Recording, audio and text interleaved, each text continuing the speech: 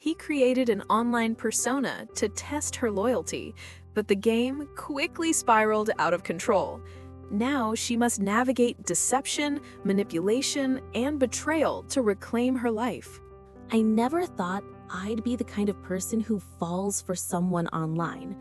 I always joked about it, saying that real connections can't exist behind a screen, that texting emojis and GIFs could never replace the warmth of a real conversation. But then I met him. It started innocently enough, a comment on a forum about books I loved.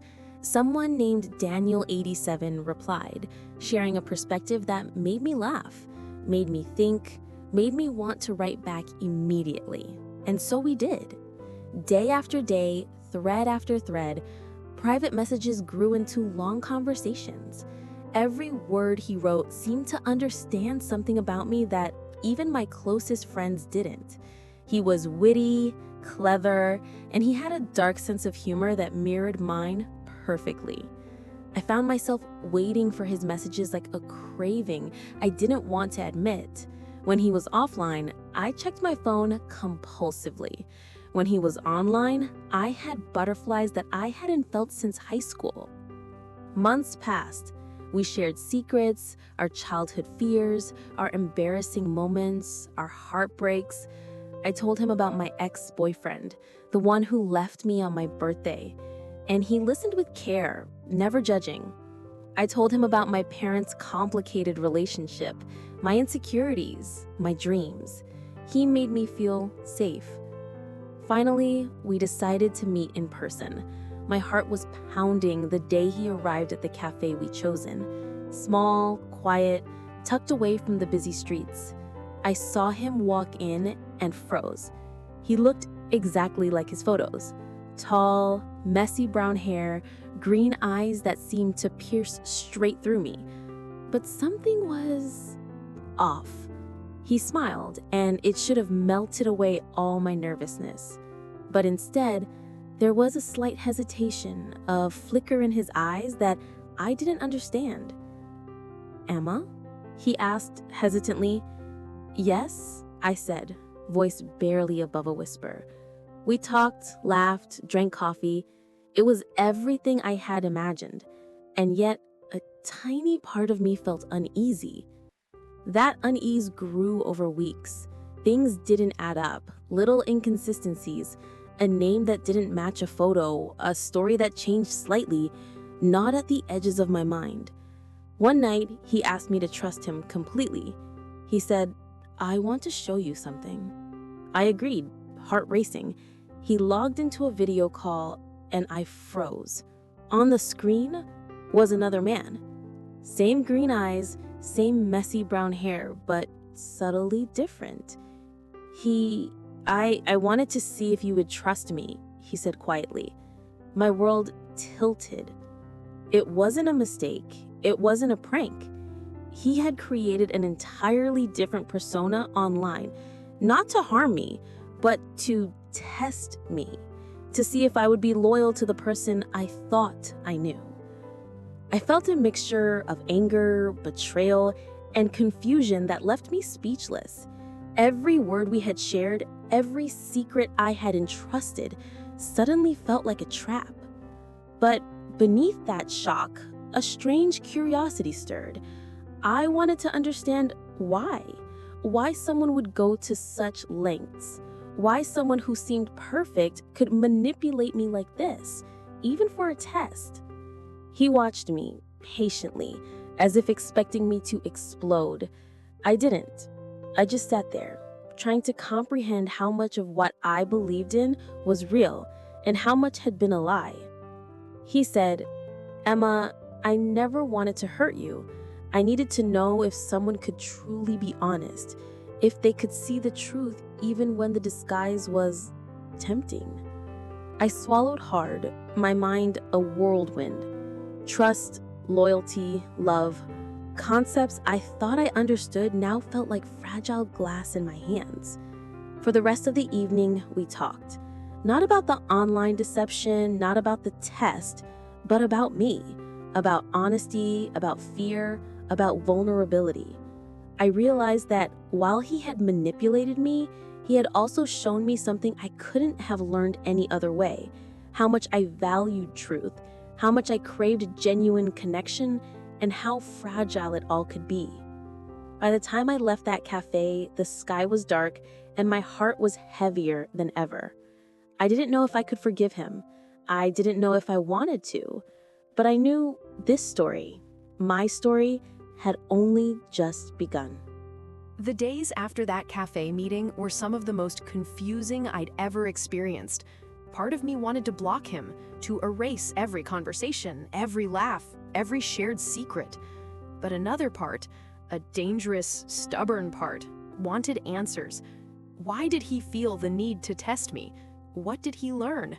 And most importantly, did he actually care about me, or was I just part of some twisted game he'd created for his own satisfaction?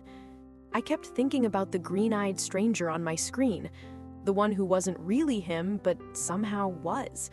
I replayed every conversation, every late-night video call, searching for clues I might have missed. Maybe a word that didn't fit, a tone that seemed forced, a hesitation that I had brushed off as normal. And with every passing hour, the anger I tried to suppress began to grow. He texted me the next day. "I hope you're not too mad. I never meant to hurt you. I needed to see if you could be honest, truly honest, even when it wasn't easy." I didn't reply immediately. I stared at the screen for what felt like an eternity. I wanted to respond with every word I'd been holding back, every accusation, every fear, every ounce of betrayal. But instead, I typed, "I need time."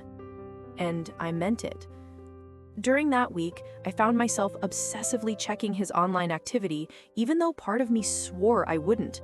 I saw him posting, laughing with friends, sharing memes, living life as if nothing had happened. And while jealousy and anger bubbled inside me, a strange sense of fascination took hold. I wanted to understand him, to understand why someone would go to such lengths to manipulate the person they claimed to care about. Then the first incident happened. I received a private message on one of the forums we frequented. Someone had seen a new Daniel87 post, except this one wasn't written by him. It was written by someone else, pretending to be him, asking questions about me, my life, my routines. The message ended with a taunt. "We'll see if she's still honest." My heart froze. My stomach dropped. This wasn't just about one online persona anymore. It was about a network of deception, carefully orchestrated to monitor and test me. I confronted him over the phone. "Why are you doing this?" I demanded, my voice shaking. "What kind of person plays with someone's emotions like this?" He sighed, a mixture of frustration and regret in his voice. "I thought I was doing the right thing. I needed to understand everything. And I didn't want to hurt you. I thought I could control it." "Control it?" I laughed bitterly. "You've ruined any trust I had. You made me doubt every single word we shared. Do you even realize how that feels?" "I do, and I'm sorry. I just wanted to see if what we had was real." But his apology felt hollow. The damage was already done. Every moment of intimacy, every secret I had shared had been tainted by manipulation. I wanted to scream, to demand that he explain why, but the words stuck in my throat. That night, I cried alone in my apartment. I couldn't understand how someone I trusted so completely could betray me in such a meticulous, calculated way. And yet, a small, stubborn part of me still longed for the connection we had, the one that felt genuine amidst all the lies. In the days that followed, I started noticing subtle changes in myself. I was guarded, cautious, analyzing every interaction for signs of deceit. Every phone call, every message, every social media post was scrutinized. I realized that his manipulation had infected my perception of trust. I was afraid to be vulnerable, afraid to believe in the good of someone else, afraid to let anyone in again. But then a message came that changed everything. "Meet me. There's something you need to know. I promise it's not another test." I stared at it for a long time. Part of me wanted to ignore it, to walk away and reclaim my peace. But another part, The part that still remembered why I had fallen for him in the first place wanted to hear him out. I agreed to meet him in a small park near the river, a place that neither of us had ever been, neutral ground. When I arrived, he was already there, pacing nervously. His eyes met mine, and for a moment, the anger, the betrayal, the hurt, all of it felt suspended. "I didn't mean to hurt you like this," he said as I approached. I didn't know how else to understand us. I thought if I could see the truth, maybe we could be something real." "And what truth is that?" I asked, trying to keep my voice steady. He looked down at the ground, then back at me. "That honesty matters more than anything else, that trust is fragile, and that the person I care about most is worth everything, even if it means admitting my own mistakes." I wanted to believe him. I wanted to forgive him.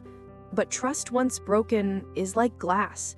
It can be glued back together, but the cracks remain. As we walked through the park in silence, I realized that this story, my story, was far from over. And the next chapters would force me to decide whether loyalty and love were things worth testing or things worth guarding with every part of my heart. Meeting him in the park was supposed to be simple. Neutral ground, fresh air, a chance to finally understand what had happened.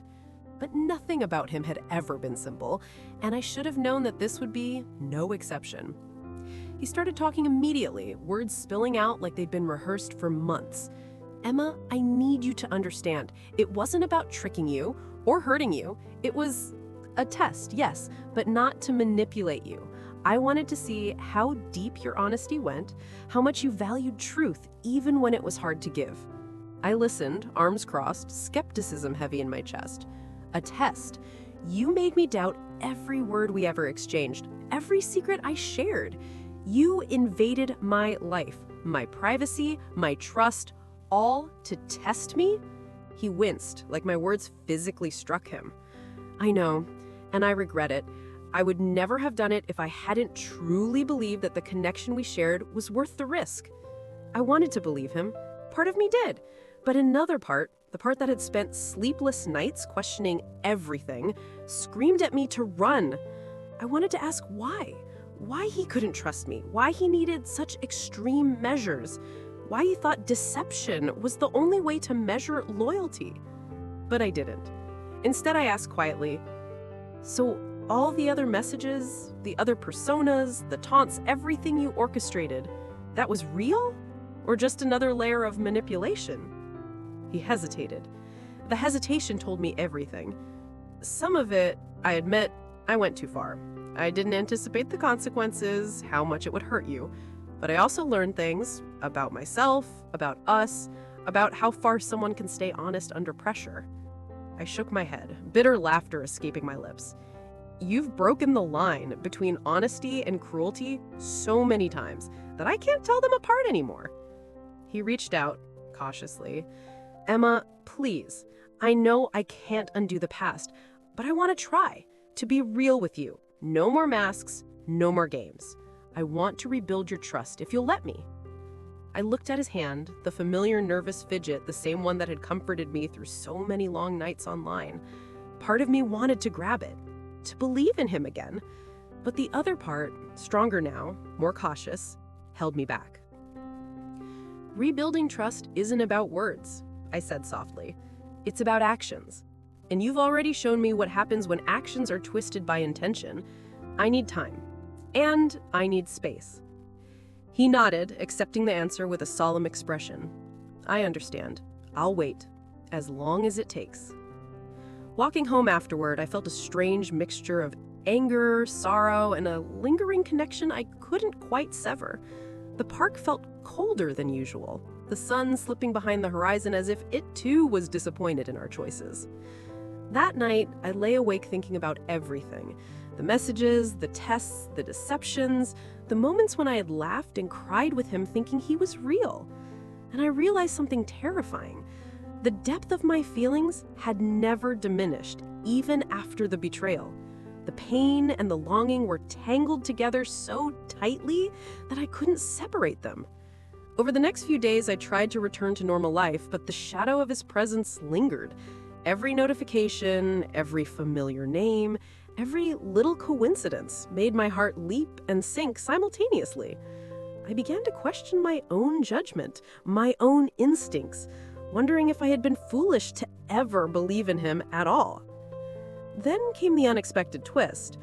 I discovered a series of messages, old, hidden, encrypted, that revealed he hadn't been the only one orchestrating these tests.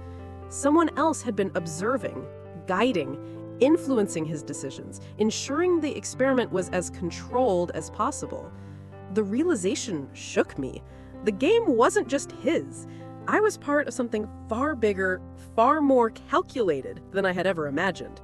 And with that thought, I knew one thing clearly. I could no longer sit back and let this unfold. I needed answers, and I needed them now. The moment I realized this wasn't just about him, that someone else was orchestrating the games, the messages, the tests, my blood ran cold. For weeks, I had wrestled with emotions, dissecting every conversation, replaying every video call, trying to make sense of his actions. Now, suddenly, everything gained a terrifying new dimension. I couldn't go to the police, nothing tangible had been done, no law broken, at least not in a clear-cut way.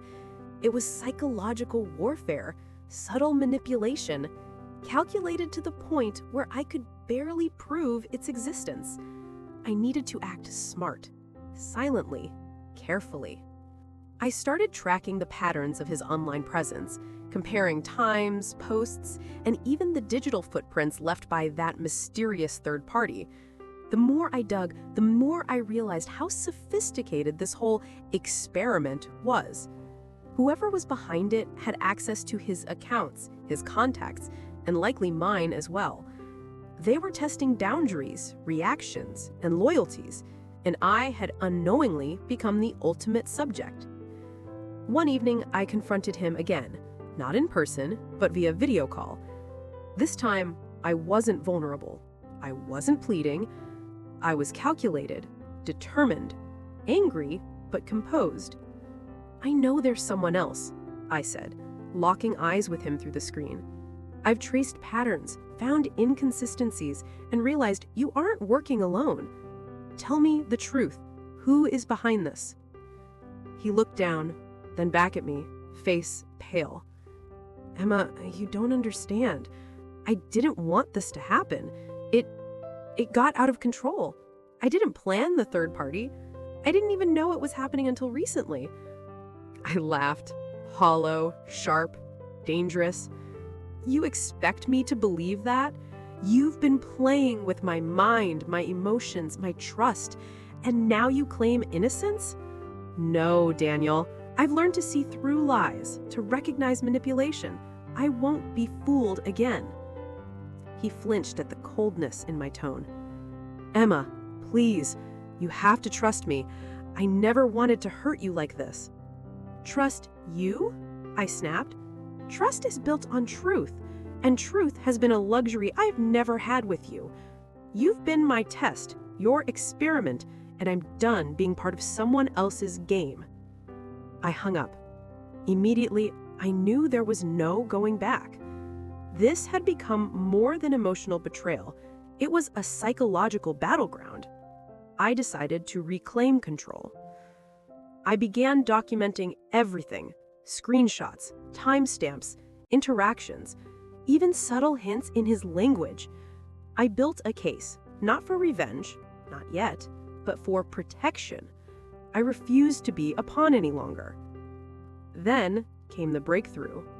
In a thread he'd left unattended, I found a clue, a direct connection to the person orchestrating the third-party manipulation. A simple oversight, a misused email address that linked directly to them. My pulse quickened. I now had leverage, a way to confront the entire situation head-on. The confrontation would have to be perfect. I couldn't allow my emotions to cloud my strategy. I had to force the truth into the open, not just for me, but to end the cycle of deceit. The next time we met, it was in a neutral cafe, just as before. But I wasn't the same woman who had walked in timid and confused. I was calm, deliberate, confident. I slid a folder across the table. Evidence, meticulously compiled. "This ends now," I said simply. "No games, no tests, no lies. You reveal everything, or I walk away forever." His face went pale, realization dawning that the power had shifted. "Emma, please, it's not what you think." I leaned back, steady, unwavering. "It's exactly what I think. And now you will choose truth or complete silence. I won't let anyone manipulate me again." For the first time, I felt something I hadn't felt in months. Control. Authority over my own life, my own emotions, and my own story. Because now, I wasn't reacting. I was leading. And I wouldn't allow deceit to define the next chapter of my life. When I left that cafe after our last meeting, I felt the air hit my face like freedom itself. For weeks, maybe months, I'd been suffocating under the weight of manipulation, lies, and constant second-guessing. But now, with everything laid out on the table, I finally had the upper hand. Daniel didn't call me for 3 days. Not a text, not a voice note, not even a read receipt. In the past, that silence would have driven me mad. I would have spun out, wondering what he was thinking, what he was planning. But this time, the silence was a gift. It meant he was the one scrambling, not me. I spent those days carefully untangling the digital threads I'd gathered. I blocked accounts, changed passwords, locked down every corner of my online life. I cut off the invisible strings that had been used to pull me in directions I didn't want to go.